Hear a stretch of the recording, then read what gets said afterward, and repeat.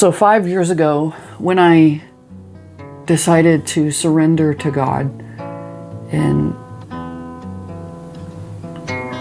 through that, like he's changed me, he's done a lot of things.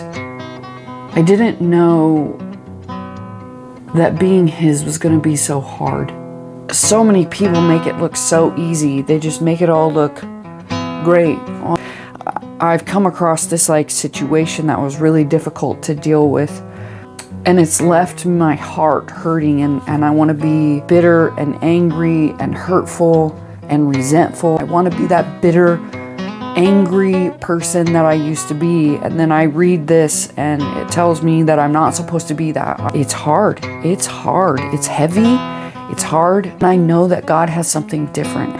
When you talk about God, everyone's like, oh, you think it's going to be this big voice and this big, oh, we're going to command you and tell you what to do. But it's more like a whisper, a gentle, peaceful whisper in your soul. In there, I have this big, loud voice inside of me that's like, oh, you had injustice. It was not right. It was not okay. You need to make these people feel bad as you feel about this situation. And you need to tell them that they were trying to do this in the name of Christianity. And then there's this quiet voice that says, I've got you. It's okay. I have a reason. Just trust me. And it's hard to listen to that quiet, peaceful voice, because look at the way that our society is. Oh, well, if you walk away from a fight, you're a coward. Oh, if you let somebody trample over you, you're a coward. Oh, if you let these people do all these things, whatever, you're just weak. It's not weakness. It's not weakness at all. I'm finding a different kind of strength in it. Learning to listen to God when everything else is so loud is one of the hardest things that I find to do in my path, in my journey of walking with God. You're supposed to love one another. You're supposed to help each other. You're supposed to be good to each other. You're not supposed to build animosity and bitterness and anger and hate and frustration. Being made new doesn't always just happen overnight. It's been a progression for me over 5 years. And I want other people to see that Christianity isn't this pretty thing that's so easy. When things are heavy, the one thing I can count on in all of it is coming back to here. In the quietness, he said, you need to trust me. You need to love me. You need me to be in charge. You need me to be the focal point.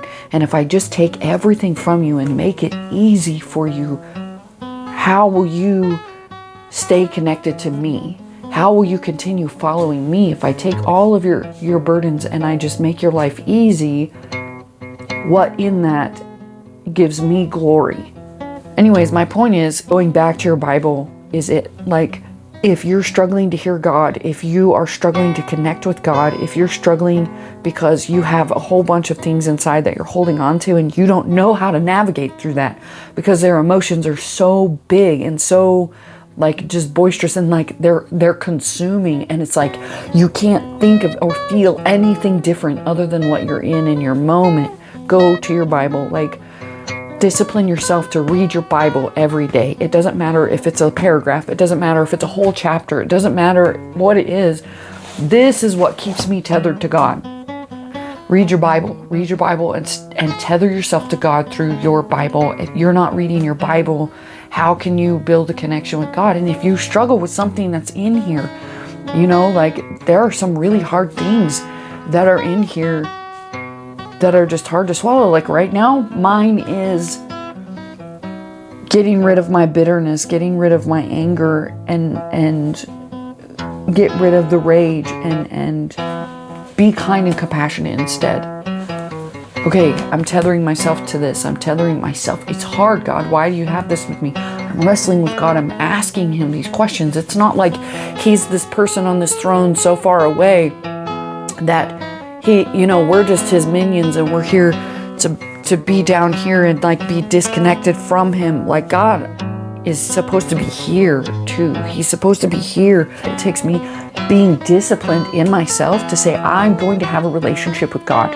I'm going to make this happen. I'm not going to let the world dictate my relationship with Jesus, and move forward in that and say, I love you enough to put myself aside and my anger aside and say, I'm going to be truthful and say, I don't know what to do with this anger. I'm really hurt with this anger. I'm really bitter in this anger.